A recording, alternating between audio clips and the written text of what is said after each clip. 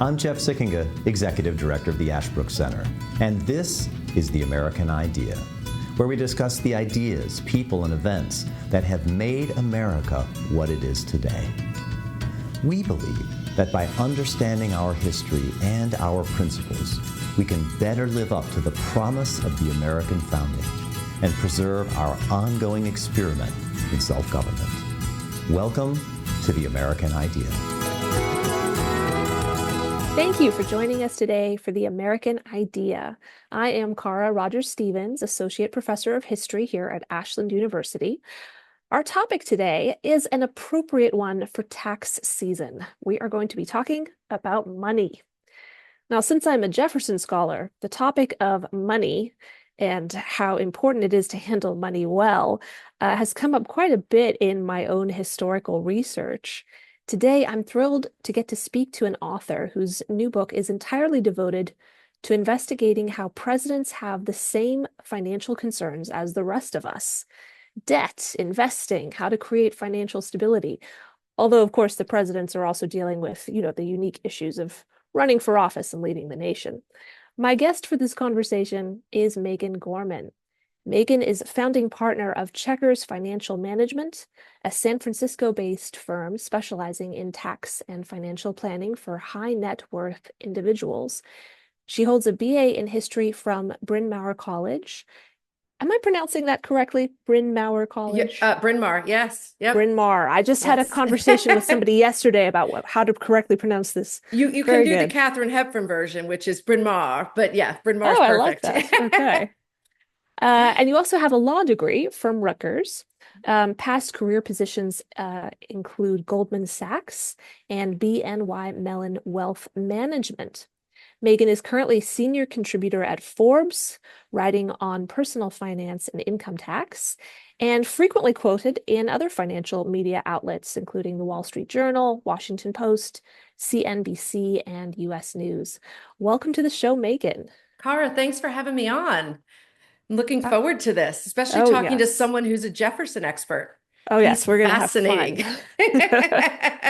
In so many ways, he is. Yes.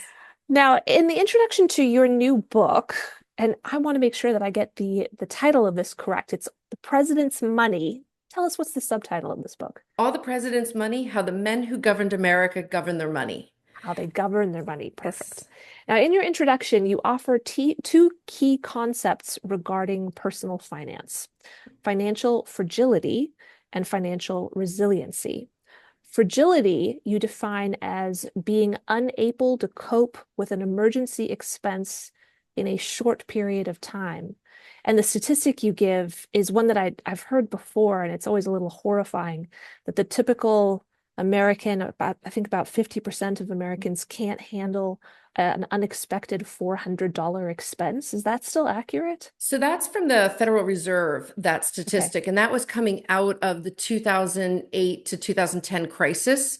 So I would say probably with inflation, it's probably still fairly accurate. And what we find with most Americans is, an unexpected medical bill or a car breaking down can really unwind their finances. So if you think about where we are today historically, with inflation up, the cost of living harder than it ever has been, and eggs costing $10, that statistic really still resonates. It's hard today financially. And I think it's important for people to understand that. Wow. Okay. So fragility is being unable to cope with an emergency expense in a short period of time. Then you contrast that with resiliency, and you define this as the ability to withstand life events that impact one's income and or assets. You say researchers typically point to a variety of factors that create such resiliency, including being positive, flexible, focused, organized, and proactive. But interestingly, you also say that you have advised high net worth individuals who struggle, despite having lots of wealth, to remain resilient. You say they're wealthy, but competing against the pull of fragility. So what's going on there? Why doesn't having a lot of money equate to being financially resilient? Yeah, and this is where, the presidents can be interesting when you look at them. But when you ask most people, what is the point of finance, right? What are you trying to achieve in personal finance? You might hear, I want to get rich, right? I want to have a lot of money. And that's not really the technical thing that you should be focusing on. You want to be able to weather the ups and downs of your financial life. Getting divorced, having a child, paying for education, right? All of those things put stresses on our money. And what it requires of us is to, one, have the opportunity to have money. So, that's the first threshold. So, and then the second part is having the discipline and the skills and the traits to be able to make the right decisions. Money is really, a mix of numbers and psychology. And so a lot of times when I work with people, you would think, well, they've got so much money. Why are they worried? But getting to the right decision point is incredibly difficult. And in studying the presidents, it was not shocking to find that a lot of them struggle with financial decision making. Now, some of them struggled, like Lincoln, and eventually became quite good at it. Others struggled their whole life, like Jefferson, and never really mastered the ability to be resilient. And that's what's really fascinating, because when you look at money and you look at how people do financial decision making, you're looking at their humanity. It Huh. makes them, I found the presidents, and I've always loved the presidents since I was a little kid, studying their money made me feel I knew them as people. Oh, wow. And you get close to people. And because it's, when I was working with the LBJ library, they showed me a letter Johnson wrote in the 1940s to a friend saying, I was up at 2 a.m. worried about money. And there were other letters Truman had saying similar things. And I don't know about you, Cara, but I wake up at 2 a.m. worried about money. Hmm. And if you think about it, it's a very universal thing. And when you're worried about money, you're worried about your resiliency because you're worried that you might become too fragile to be able to live the life that you live financially. And this is what I think sort of connects us all together, including the presidents. Now, to be fair, unfortunately for the presidents, money is often used against them in a political standpoint. And that's not what interests me about them with money. It's what makes them human. Okay, so it's how is their approach toward money giving us new information about their personalities? Yep. And their philosophies and who they are and what kept them up at night. Because I Yeah. think there's this tendency, and I take George Washington, he's always on that pedestal, right? We Yes. never pull him down. And the thing is, he was such a fascinating person, such a real person who thought about things, thought about his reputation, thought about how do I make money? What do I do? And what kept him up at night? Because you can read their letters, but you got to read between the lines and you got to think about, okay, someone with this type of money, this is what they're probably going through or feeling or thinking or Mm. coming through that decision points. And to me, that was fascinating, sort of peering behind the curtain and Mhm. understanding them in a little bit different way than we would normally think about them. Yeah. Now, so if I'm understanding you correctly, financial resiliency doesn't have to do with putting a specific amount in the bank. It has to do with, well, the way that you define it, financial strength is a function of experience coupled with personality and determination. I So would say that. even, yeah, sorry, Yes. go ahead. No, I was going to say, I think that's true. And I do think it also comes down to having money in the bank, but those Mm. attributes create the ability to do things like a cash reserve, to project ahead, to budget, right? And so looking at that definition of resiliency, and then you look across the presidents, there are some presidents who were incredibly resilient. Mm. Herbert Hoover, we don't think of Hoover as a great president, right? He was a great man. The presidency was the worst 4 years probably of his life in Oh that gosh. sense. But when you look at him with money, what you find is someone who was an orphan, who was taught to budget at an early age by his Quaker community. Think about it, this little 10-year-old has a guardian, a family member, but he has a financial guardian that he submits budgets to. And when you Wow. go into the records at the Hoover Library and you see this, you're like, wow, what is this teaching this young child? And Right. what it taught him was that he could use budgeting and numbers to problem solve. And for him, that created a resiliency. That was his superpower. So when you project throughout Hoover's life, both personally and professionally, you see moments where he clearly relies on those financial skills like budgeting Hmm. to make decisions. And the big thing that you think of with him and the legacy is feeding Europe not once, but twice after both world wars.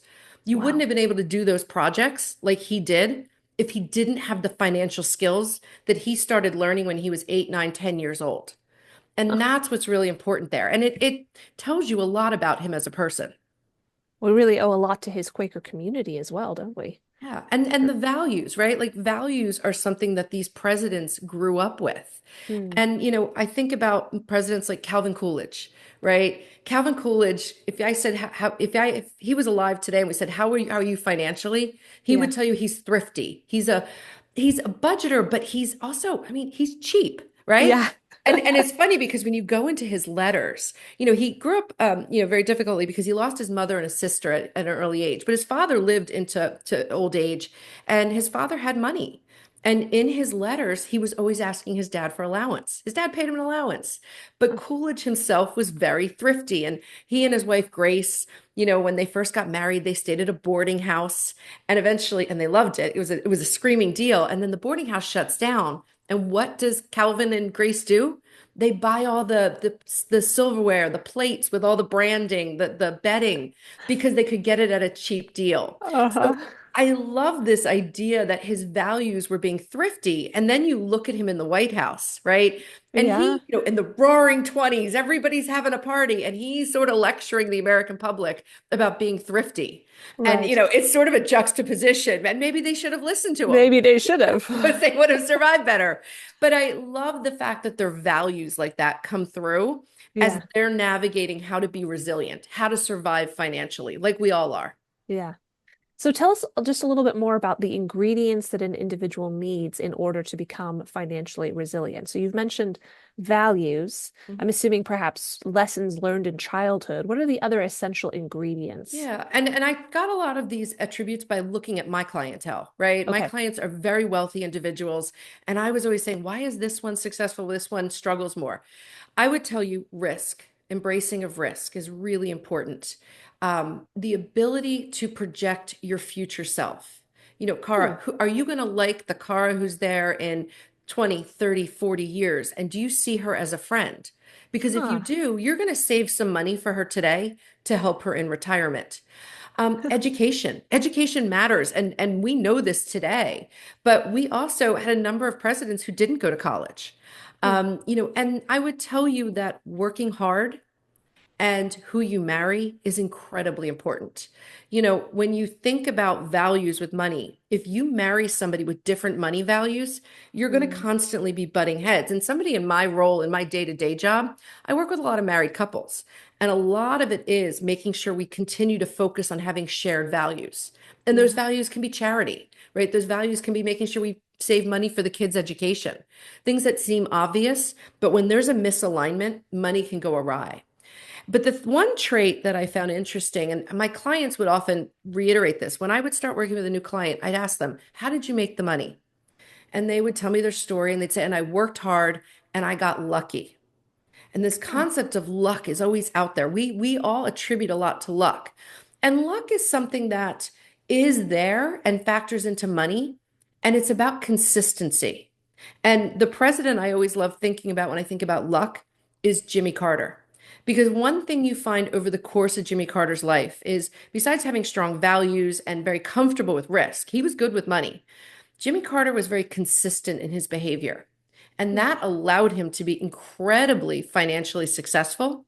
And he married well. He married a woman, Rosalind Carter, who was unbelievable with numbers. She was the bookkeeper for the farm. He was lucky to have married her because Hmm. she knew numbers really, really well. And that helped them grow the Carter farms. So again, these attributes that you see, I wanted to look at them from looking at my clients and tell you how you can use them, but using the presidents as a way to express it because they're a group of people that all of us know. And what's fascinating, I'll give you this one interesting insight. Once the book has come out, what I found in doing speaking engagements on it is when we talk about the presidents, not politically, but we talk about Lincoln or Jefferson or Roosevelt, we tap into our childhoods. There's something about the presidents that I find once we talk about their money, people get excited because it reminds them of childhood and when they learned about them. And you're Oh, a Jefferson interesting. scholar. People probably pepper you with questions. I mean, God help the guy or gal who focuses on Rutherford B. Hayes. But like Jefferson, we all know and love, and Yeah. we feel a connection to them. Yeah. So understanding how those attributes in building wealth, if they worked or didn't work with a president, I think is very helpful for people. Yeah. It's funny you say that. Actually, a lot of people come up to me and rather than peppering me with questions, they just want to tell me their opinions. So Jefferson is so well known and maybe so controversial. Everybody's already made up their mind about him. But I loved the chapter that you wrote that dealt with Jefferson, and in particular, you use him as an example of the characteristic that you define as connecting with your future self. So you mentioned this is something that I should do if I like future Cara. I need to plan well for my Yeah, financial future. You'll be pleased to know I'm meeting with my tax advisor right after this nice. podcast recording, by the way. Perfect. Yes, I'm working on it. But Jefferson, so you talk about him connecting with his future self. Can you tell us a bit more about how that characteristic did or did not work out in Jefferson's personal financial journey? Yeah. So by the way, they study this concept of future self and money. It's actually NYU Stern School does a lot of research on this. And what they have Okay. found is that when people think of themselves older, if they see that person as a friend and that person they're willing to connect with and they do things for. And the people that don't see that person as a friend, more as a stranger, aren't able to act in that person's best interest. And they do this by studying the brain and how different sections of the brain light up. And when you work with someone like me, and you probably have been asked this question, they'll tell, you get asked questions all the time, like, what does retirement look like? Where do you see yourself financially in 10, 20, 30 years? We're trying to trigger that part of your brain. Now, when we take this to Jefferson, we have to remember it was a very difficult situation being a plantation owner, right? Hmm. Take away the moral issues of slavery right now, but just owning land, owning illiquid assets, right? Dealing with crops. You had to During a be revolutionary during time as revolutionary time, right? well. Yeah. Yeah, you had to be incredibly on top of it, or Hmm. you had to find someone to do that. Now, when you look at our founding fathers, right, the best one with money was George Washington. Right. And George Washington, partly it was because even though his father had money, George Washington, when his father died, didn't get any money really from the will. And Mm. he had to figure out a way to make money. And so George Washington, very early on, learned the hard work he had to do to build wealth and then sustain wealth. And Mhm. what's fascinating in Washington's letters is even during the Revolution, he's always managing his estate. Yep. You see him. He sells pieces of land. He's talking about crops. He's very focused on managing the plantations. Yeah. Jefferson, not as much, right? And partly it was because I think you get caught up in everything that's going on, and it's very hard to find someone to be a manager of your plantation. Right. Jefferson struggled with it, Madison, Monroe, all struggled finding people. And so with Jefferson in particular, what people are fascinated about is here's this brilliant guy. He knows food, he knows wine, he lives a gorgeous lifestyle. His home is stunning. But Mhm. what we forget about is that near the end of his life, and you know this as a scholar, his house was falling apart. Yeah. Monticello was not in top condition. And a lot of it was he was never able to really get ahead of the burdens of plantation life, of the Mhm. expenses. And he was spending and he wasn't managing the illiquidity of the situation. And when we have that, what happens with a lot of people is they become ostriches and they put their head in the sand. And you see that with Jefferson. You see that with James Monroe, the ability of, I'll deal with it tomorrow. And we all know people like this. We all do this, right? We have a stressful financial situation. I can't think about it. I'll deal with it tomorrow. Hope it And gets better overnight. I hope it gets better. And what happens is it doesn't, right? Mhm. And I see this from time to time, particularly today. We've got so many stresses on us with student loan debt, with childcare, caring for elderly parents, saving for retirement, and the cost of living doesn't always increase at the pace that everything else is. People Mhm. today get in this situation very, very easily. And so we have a little bit of Thomas Jefferson in us. And Yeah. that's what's hard. So Jefferson's heartbreaking, as you know, because the end of his life, he has to consider putting Monticello up for auction. And Mhm. you could still see in the Saturday Evening Post the ad offering tickets for the auction. He was Mhm. going to auction up Monticello to pay off his debts.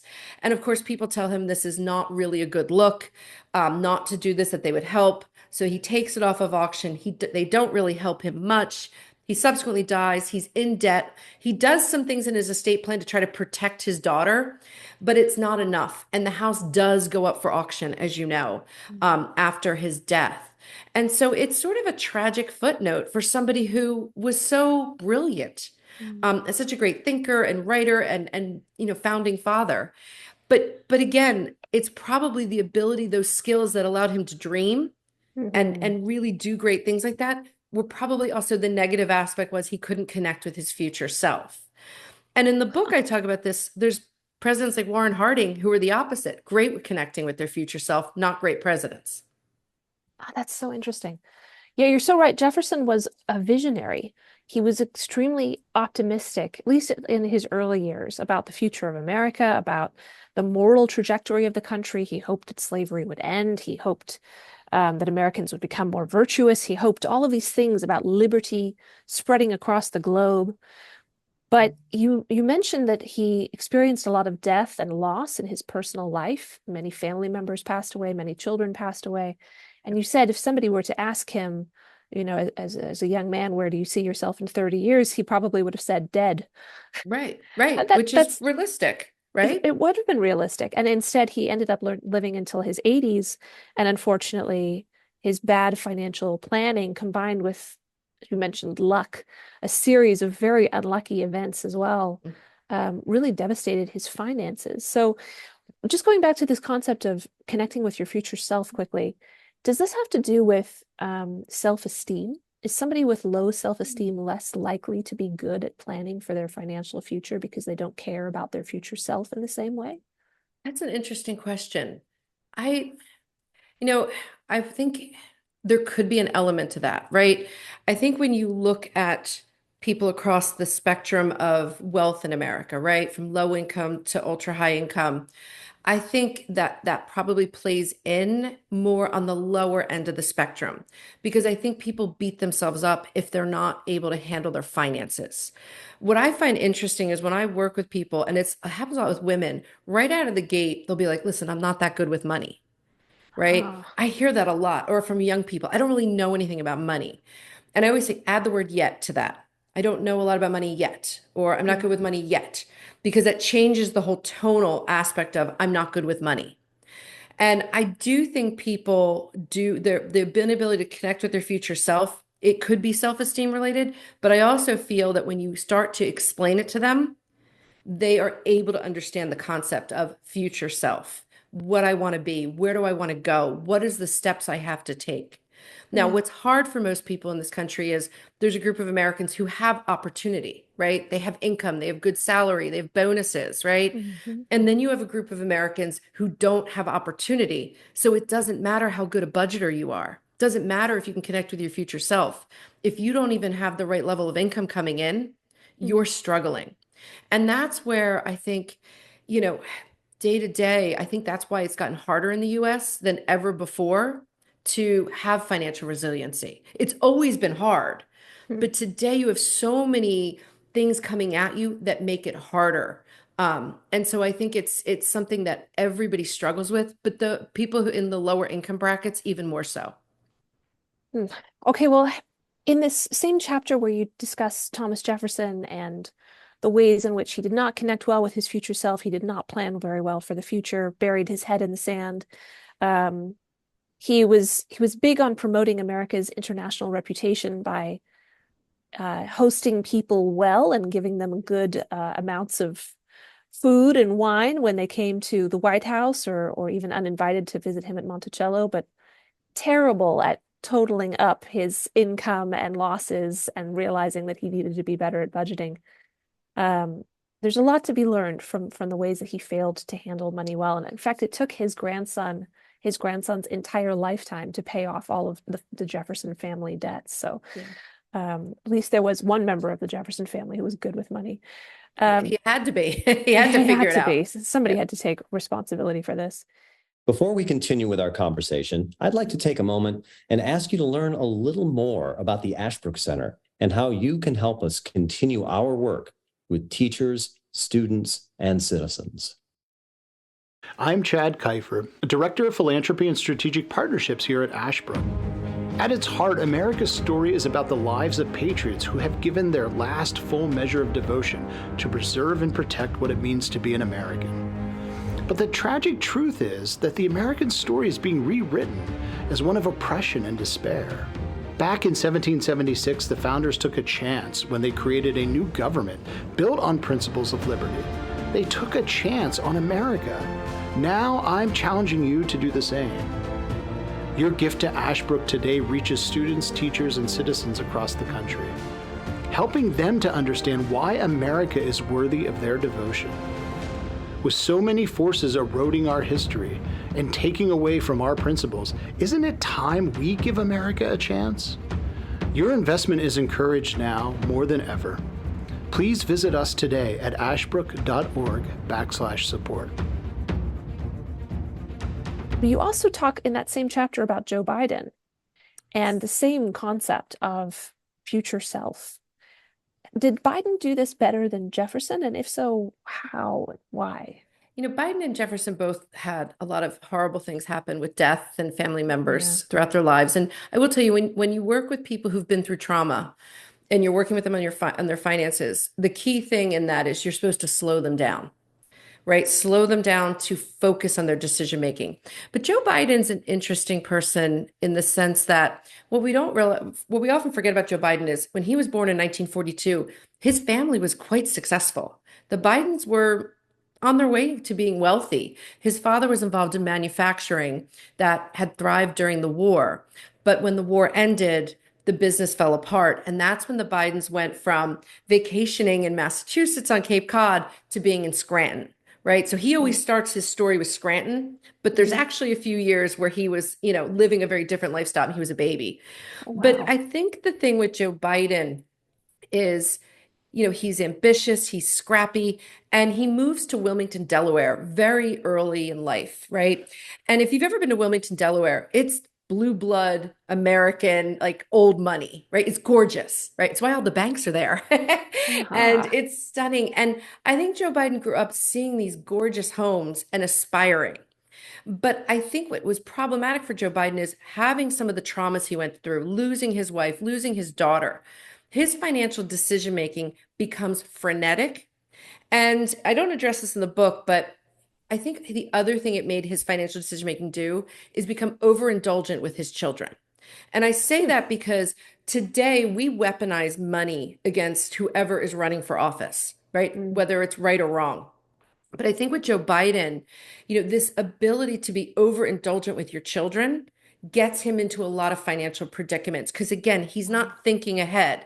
That if I help Hunter here, if I help, my daughter here, that this is how it's going to be perceived. Yeah. And I'll give you a quick example. When you're working with high net worth people, they want to give their kids money to get them into homes or, do things like that, or, help family members out. But we do what we call below market loans, which is we make a loan to them and we use a rate set by the IRS every month and we document it with a note. We make payments, all of this stuff. There's a formal loan to it. And Biden did this with his brother. He made him a very short-term loan, but yet didn't document it, didn't ever show that this was an agreement, that they used the below market rate from the IRS. And so it's a sloppiness and an overindulgence to your family members and not thinking ahead that making loans could make you look bad in the political eye.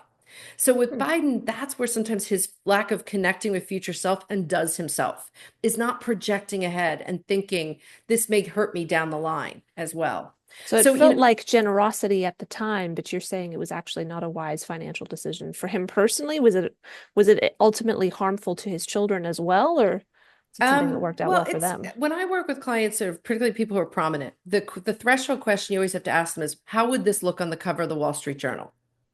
Right? That will usually catch people in their place. So people are being overindulgent with your children, it's very common. But when you say to someone who's prominent, look, making this loan to a brother or a child, and you're not following all the strict rules of making loans, how will this look on the cover of the Wall Street Journal? Project ahead. Look at how your future self is going to have to deal with this issue. That can come back and burn you.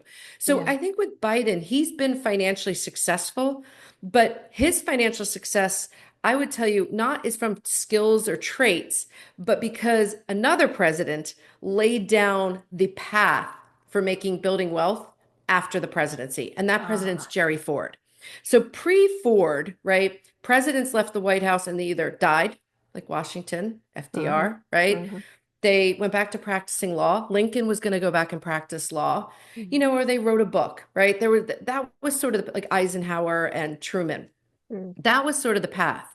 But Jerry Ford is an interesting character in American history, right? He's never been elected, does a lot of tough things as president, and he's very bold with money. He did not grow up with money. He talks a lot about growing up as a child and reading Horatio Alger stories at night in bed about boys who would use their smarts and their strengths to, go out into the world. And so Ford, when he finishes the presidency, is only worth a couple $100,000. He doesn't have a lot Wow. of money. And interestingly enough, when he was a congressman, he had voted against presidents getting pensions. I Oh, wow. actually have Good for his him. newsletter. Yeah, he was like, this doesn't make sense. So here he is. He's leaving the White House and he's like, I'm like 62 years old. I'm young. Like, what am I going to do? Golf all day? Which he Wow. does golf. But he hires um, a talent agent from William Morris Endeavor named Norm Brokaw. And they come up with a strategy. How are they going to make money? Speeches, a book, the first joint book deal with the first lady, and entrepreneurial endeavors. And he does some things that I talk about in the book. But the thing that Ford makes money on is he goes on corporate boards because he sees the world very differently, makes a lot Right. of money from these corporate boards from consulting fees and stock. And Right. he lays down the path that every president subsequently does. The Obamas have a production company, the Clintons and their speeches, right? The Bidens, wrote books. So again, Joe Biden, going back to him, I don't think Joe Biden has great financial skills. I don't think he Mm. takes advice well, but lucky for him, Jerry Ford built the path for them. And Biden just signed with CAA, a talent agent, Hmm. a la Jerry Ford. Interesting. I think George Washington would hate all of this, by the way. I think the founding generation, they would say this is not the path politicians should go on, that they should devote their lives to public service and then retire quietly back to their farms and Yeah. their regular jobs. But the world has changed quite a lot since the 1700s, hasn't it? It has, but I think Washington gives good guidance. Washington thought a lot about his reputation throughout his Yeah. whole life, Yeah. right? Doesn't take a salary when he's the commander of the Revolutionary Army, but he tells Congress, you got to pay my expenses. What Yeah. Congress didn't realize it was going to be an 8-year war, and the best budgeter ever was in charge. Washington's expenses are gorgeous. I mean, they're beautifully written out, and he saved every receipt. It was $160,000 of expenses that Congress Yeah. had to pay him. But Washington, you see it, thinks about his reputation constantly and does things that actually is against his best financial interests in order to preserve his reputation. That's right. And, quickly at the end of his life or at the end of his presidency, he was given $20,000 of stock of the Hmm. James Canal River Company. And he could have used it. He could have used the liquidity, but he Right. knew it was not a good look. And Washington couldn't go to college. His Right. dad didn't, make it in, put it in the estate plan. And that always bugged him. Yeah. And so he always did things to help kids go to college. And in Washington's case, he went to Henry Lightfoot Lee and said, Lighthorse Lee and says, hey, what should I do about this stock? And they decide they're going to donate it to a school in Virginia. Mhm. And they put it out there and schools apply. And this school called the Liberty Hall wins the grant from Washington of this $20,000 of stock. It eventually becomes Washington Academy and eventually becomes Washington and Lee University. Right. But here, Washington could have done with that stock to help with Yeah. his liquidity issues. But Yeah. he knew that reputation thing is a tricky thing, and Yeah. he was not willing to go down that path. And I wish people today followed the Washington example more. It Mhm. is something that I think is commendable what Washington did, and especially given the fact that nobody was holding him up to a high standard then. He held Yeah. himself up to the high standard. Yeah. And there's a reason that he was unanimously elected, Yeah. and that he is still consistently at the top of Americans' Yes. perceptions when they're rating their different presidents. I think he absolutely deserves that He because totally he was does. almost obsessed with his own reputation and integrity. Yep. But by the way, he set the trend with presidents. He is our Yeah. first president who married up. And it's a love Ah, match, But what I find fascinating with these presidents is a lot of them married wealthier women, not just in the Washington time frame, but Lincoln, you've got Eisenhower, you've got Johnson. These guys all found a way to climb the socioeconomic ladder, partially by who they married. Right. Okay, so you've just mentioned two of the things that I want to still ask you about. One was education and going to college. Mhm. The second is choosing the right spouse. Let's focus on the spouse issue for a second. Yes. So you say in your book that this is one of the most important decisions individuals can make in securing their financial futures. Mhm. Why? Why does it matter so very much who you marry? Is it just about marrying somebody with more money than you that is going to make a big difference to your future? Um, what matters about the choice in your spouse, and which presidents best exemplify this for you? It's about alignment of values, alignment of priorities, right? When you're married, right, and you're making decisions about your finances, are we going to buy a house? Are we going to save for our children's education? You have to be in agreement. And you have to be in agreement because a lot of finance is about discipline. And I think the Lincolns are a good example of where it goes awry, right? Lincoln goes through a number of financial mishaps earlier in his life, but by the time he's married to Mary Todd, he's learned some discipline. And Mary Todd, not so much. She's a bit of a spender. And when they're in the White House, Lincoln's taking half of every paycheck, and he was getting $25,000 a year, which was a lot of money back then. And he was saving it in US Treasury bonds and notes that were yielding like 6 or 7%, right? Aligning himself with the Union Army. And at the same time, Mary's off in New York buying clothing, plates, right? Gloves, all these crazy stories about her. And she tells Mrs. Keckley, her dressmaker, when Lincoln's running for a second term, like, he needs to win because if he doesn't, he's going to find out about all this debt. So very, very misaligned in terms of marriage. Yeah. But you look at some of the great marriages of the presidents, the Reagans, right? Yeah. Ronald Reagan and Ronald and Nancy Reagan were very well matched in terms of finances. Both of them grew up poor. Now, Nancy grew up in a better situation than Ronald did because her mother remarried, but both of them grew up with learning the value of money, of how you have to work your way up. And for Ronald Reagan, this was important because Ronald Reagan grew up poor. Father was an alcoholic. They would, constantly struggling to survive. But by the time he gets to Hollywood, he's learned about budgeting. He's good at budgeting. He's making $10,000 a year, and he meets Jane Wyman, and they fall in love and they get married. Jane Wyman comes from a poor background. Reagan's a saver. Jane Wyman, she's a spender. And she complains about it in the Hollywood magazines. Ronnie's has a phobia about bills. Ronnie doesn't like debt. And they butt heads a lot. So I'm not saying the money was the only reason they broke up. There were a number of reasons, but they were very misaligned financially. He was much more aligned with Nancy Reagan. So it's incredibly important. And when you look at the great partnerships, LBJ and Lady Bird, Ike and Mamie, like, they were aligned financially. That's fascinating. So it has to do with the longevity of your marriage, but also perhaps with your own ability to succeed financially and in your career. If you have a spouse whose values line up with yours and they are supportive of your values, together you can go further. Yeah, I mean, Mamie Eisenhower grew up incredibly wealthy with servants, in Denver, Colorado. And she meets Ike, who grew up poor. He's in the military. He's making like $127 a month. They're not. Now, when they get married, she realizes she has to make sacrifice.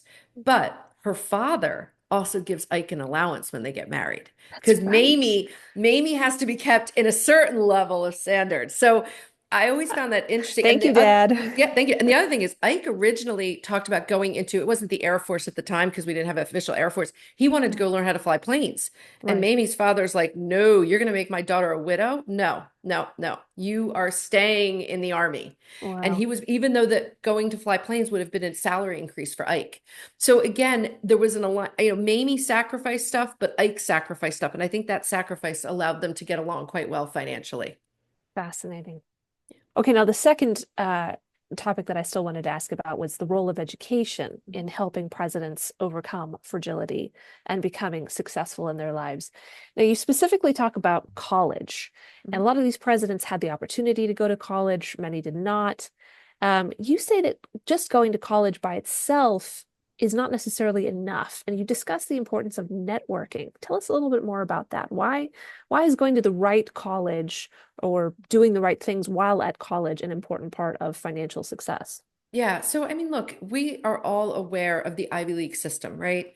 Mhm. And, when you get entree into that level of education, whether it's, going to the right prep school, college, and so on, and then the right clubs at these colleges, right? You are getting an access to a network that will allow you to build your career. Take George H.W. Bush, comes from a wealthy family, goes to Yale after World War II, finishes Yale in 3 years. And H.W. was fascinating young guy. He could have taken his family connections and went right to Wall Street. He does something really wild. He goes the other direction. He goes into the oil industry and moves Barbara and young George W. to Texas. And it's really rough down there. It's not what they came up from, but he took a harder path. It doesn't seem like a harder path when we look back on it, but for him to break away from the network of people he was tied into, that was a big deal. But the other thing these education gives is access, right? So you look at the two presidents we have who had student loan debt, which is Bill Clinton with Yale and Barack Obama with both Occidental, Columbia, because he transferred in his undergrad years, and then Harvard. All of them took on debt because they were very willing to understand that going to Yale Law or Harvard Law was getting them access to a very different opportunity set than they could get elsewhere. Mm. But we also have presidents who didn't get college educated and did just fine. Now, the Right. last president was Harry Truman, but I The last think president who did not go to did college. not go to college. Okay. But I think the thing is this, college has gotten so expensive in the US. What we need to think about as a country is, does everyone need to go to college now? Like there are certain career paths like yours, Cara, you got to go to college to, Yep. be a professor and be in academia. I'm an attorney by training. You got to go to college. But it really isn't the right fit for everybody. Right. Because what we need to focus on is not getting out of school and getting a good salary, which is how I was told when I was going to school. Yeah. We need to focus on how much debt are you going to come out with college so that it doesn't impede you from building net worth. Building net worth is key. And the kids that have come out in the last 15 years came out with all the student loan debt. So buying a house became so much harder than it did for Interesting. generations before. And so these are the discussions we got to think about, because when you look back at the presidents and you look back at Washington and Lincoln, who didn't go to college, Harry Truman, they had to use other skills to get ahead and self-educate themselves. So these are the things to think about. But again, very challenging getting education today. And I think you see that with the story of Barack Obama. Yeah. Lincoln is another interesting person to consider when we're thinking about college and education. He famously did not go to college, largely self-taught. He only had a few months of formal schooling. I love you quoted a biography that he wrote for himself. Congress was apparently putting together a collection of biographies of current living members. And they wrote and asked Lincoln to send them a little autobiography. And so here's how he described himself. He gave us his birthday, Hardin County, Kentucky. Education defective, profession a lawyer, postmaster at a very small office, 4 times a member of the Illinois legislature and was a member of the lower house of Congress. Yours, a Lincoln. Short and to the point. Now, I love this. He describes his own education as defective. But as you point out, and I completely agree, education was extremely important. It was Lincoln's ticket out of poverty. How did this work in Lincoln's life? He was able to succeed without needing networking, without needing an Ivy League school. What did education do for him? Yeah, I mean, so what's really interesting is, first of all, I think it's a great example of deflection, right? I think when you don't go to college, and I often think about this with Washington hanging out with Thomas Jefferson, how he must have felt like his self-worth, like, oh my God, these guys, William and Mary, and you got Princeton and Madison, and, I feel for these guys because they're probably up against these Harvard people or Yale and feeling like, can I compete? So I think Lincoln's way of doing that was clever. But these people were very, very driven. Abraham Lincoln, well, he didn't get access to going to formal schooling. He was always reading, right? He was always trying to educate himself, always trying to get his hands on books. And he understood the power of reading and of learning storytelling. So whatever he missed out on in formal education, he was able to self-educate himself. And I think that's incredibly important. And I'm always shocked today when I read these stories, how kids in school don't read full books anymore. And I think that's so sad because books were my friend. Books are still my friends. Like it's so, but Lincoln and Washington found ways to sort of get around this hurdle, right? They got over it. And that to me is really important. But it was also society at the time was a little more accepting of it, if you think about it. So, Lincoln's learning, though, also came from failure. When Lincoln leaves his father's household at age 21, he goes to New Salem and he gets into this business partnership. And with William Berry, they decide to buy a store, and money's cheap. They get all this inventory. They buy a second store. They got all these debt.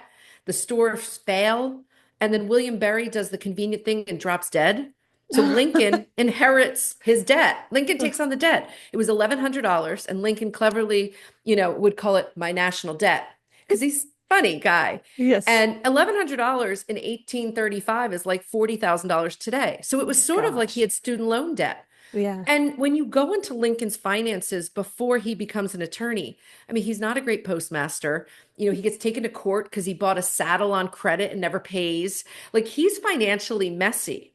But Lincoln's a learning being. He's intellectually curious. So the good news with Lincoln is with every failure he has, he's showing resiliency, not because he failed, but because he bounces back from it. And that's the difference between Lincoln's time and today. If someone started a business today and failed, it would be very hard to bounce back from it like Lincoln did. And Lincoln does. I mean, Lincoln, when you go in his finances, Lincoln learned loaning money was very productive. When he goes to DC to be president, he rents out the beautiful house he has on 8th and Jackson in Springfield. And Lincoln, when he left for the presidency, he was worth $15,000, about $500,000. When he dies, he's worth $85,000, or about $2 million in our money. Wow. Despite Mary Todd's shopping problems. But here's the weird thing. This is a guy who's an attorney. He has premonitions of his own death. Yeah. And he dies without an estate plan. So what does Robert Todd Lincoln have to do? They get the Chief Justice of the United States to come in and become the executor and gather all the assets. And when you die intestate, Mary Lincoln only gets the spousal share, which was a third of the estate. Tad gets a third and Robert gets a third. And so, very messy estate planning. And I'm always wondering, Lincoln, you were so brilliant. Why did you not have an estate plan? Because he made it very messy for them at the end. That's maybe a good final lesson for us to learn. Always have a will. Always have an estate plan. Yes. Yes. Yeah. Wow. Well, we're just about out of time, but let me ask you one final thing. What was the most interesting fact that you learned about a president while you were researching for this book? You've already told us many, many interesting things. If you had to pick one. FDR was really fun because when FDR saved everything, because he was the one who decided to do presidential libraries like we do today. And so it was fun going to his library, going through his personal finance stuff. But one thing I found was correspondence with the IRS. And they wrote him in 1926 and said, Mr. Roosevelt, you failed to file a tax return. Where is it? And he writes back a very FDR-esque reply like, well, I was going from Warm Springs to New York. My brother died. I lost the papers along the way. I'll get it to you. And it's very charming and charismatic. And of course, he does eventually get them the tax return. And he used to do his tax returns by hand. They actually have in the library the work papers of him calculating the stock sales and so on. But I loved the fact that FDR and that persona that we know and love from the fireside chats in World War II, there he is trying to get out of the IRS, giving him a hard time, with that charm and charisma. And he does pay his taxes appropriately, just to be clear there. That's a good detail to note. Yeah. Wow. Well, Megan, thank you so much for making the time to speak to us today and giving us all of these really interesting lessons about the presidents that we've had, but also really applicable tips for all of our own lives and these issues where we have a lot in common with the presidents. We are all human beings who need to deal with finances and the fear surrounding finances in each of our own lives. We really appreciate it. Thank you so much. Thanks for having me on. All righty. Everybody, have a great day. We'll see you next time on The American Idea. Thank you for listening to this episode of The American Idea. If you enjoyed this episode, remember to subscribe at Apple Podcast, Spotify, or wherever you get your podcasts, and leave a 5-star review. If you want to learn more or get involved in Ashbrook's vital work, visit our website, ashbrook.org.